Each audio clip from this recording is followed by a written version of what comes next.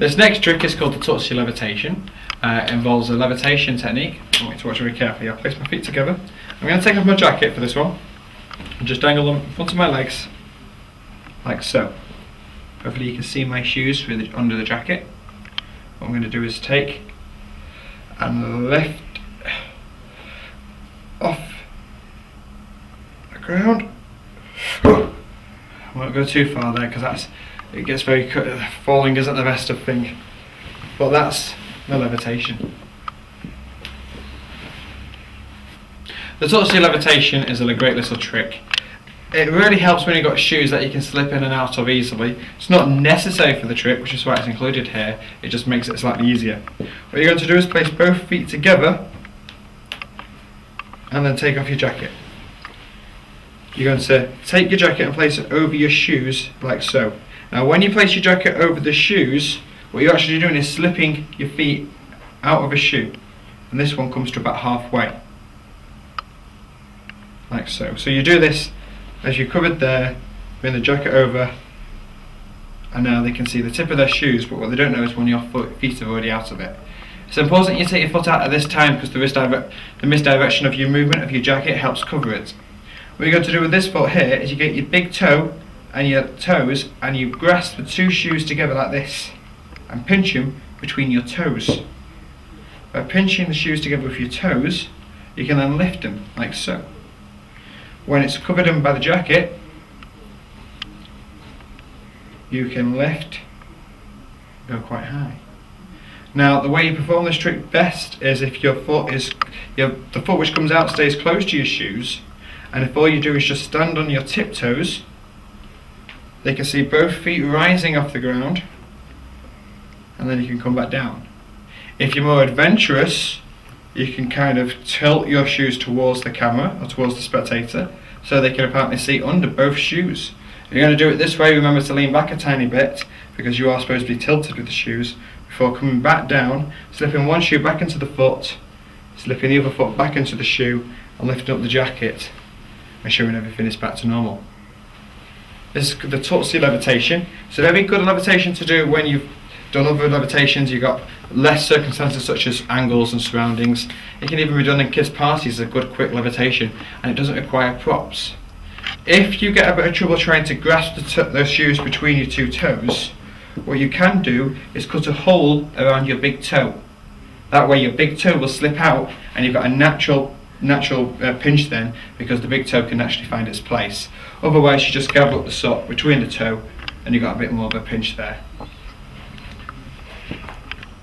The next trick we're about to do is the toe levitation. This is another famous trick made famous by another magician who got on TV with it apparently.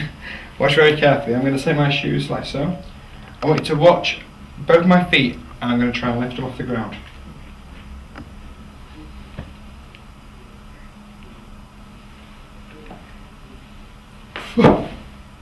How high did I go? Was it that high? Was that high?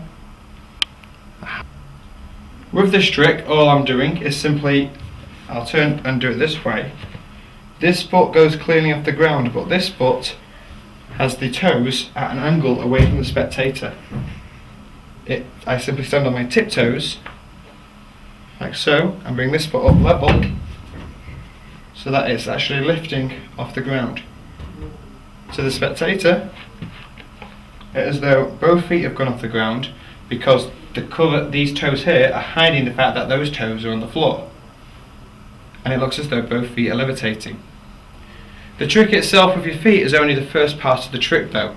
What's important with this illusion is the presentation and build up towards it. When I'm actually facing behind the director, when I'm actually facing behind the spectator, I'm bending my knees several times before I do the levitation. I'm also almost flapping my hands up and down as I do the bending. On the third and final approach, when it comes to levitating, my hands go up high as well as my feet going up. The distance that my hand goes up is far greater than my feet going up. Even though they're looking at my feet, in the corner of their eyes, they see my hands go up.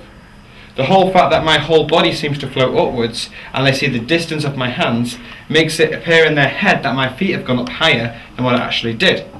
And then as soon as I've settled back down to earth, I turn towards the spectator and say, how far did I go? This high or this high? This is even higher than what I did before. But what I'm doing is suggesting to them that I either went this high or I went this high. That's two different heights, and they can pick one or the other, but that's both higher than what I actually went. And that's how high they remember me going. So they remember me levitating off the ground by both this effect and by positioning and telling them how high I went afterwards.